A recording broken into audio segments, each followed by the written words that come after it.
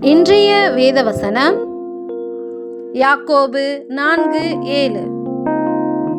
தேவனுக்கு கீழ்ப்படிந்திருங்கள், பிசாசுக்கு எதிர்த்து நில்லுங்கள், அப்பொழுது அவன் உங்களை விட்டு ஓடி போவான்.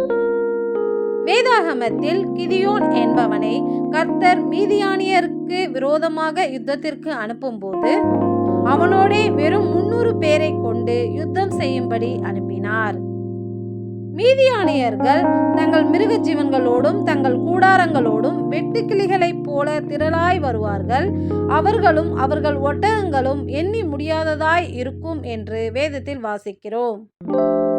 இப்படி இருக்க தேவன் அவர்களை வெறும் 300 பேரை கொண்டு மேற்கொள்ளுவாய் என்று தேவன் சொல்ல, அவன் தேவனுக்கு கீழ்ப்படிந்தான். எனவே அவனுக்கு விரோதமாய் இருந்த மீதியானியர் அவனுக்கு ஓடி போனார்கள். அன்றியும் தனக்கிருந்த கொஞ்ச பலத்தில் அவன் மீதியானியரை எதிர்த்து நின்றான். நம் வாழ்க்கையிலும் போராட்டம், பிரச்சனை என்று நம் எதிராளியை பார்த்து பயந்து கொண்டிருக்கின்றோம். ஆனால் வேதம் சொல்லுகிறது, முதலாவது தேவனுக்கு கீழ்ப்படிய வேண்டும். அவ்வளவு பெரிய சேனையை 300 பேர் கொண்டு மேற்கொள்வாய் என்று தேவன் சொல்லும்போது கிதியோன் கீழ்ப்படிந்தான். அப்படியாய் எந்த ஒரு ஐயமும் இல்லாமல் கர்த்தருக்கு கீழ்ப்படிந்து நம் எதிராளியாகிய பிசாசிற்கு எதிர்த்து நிற்கும் போது அவன் நம்மை விட்டு ஓடி போவான்.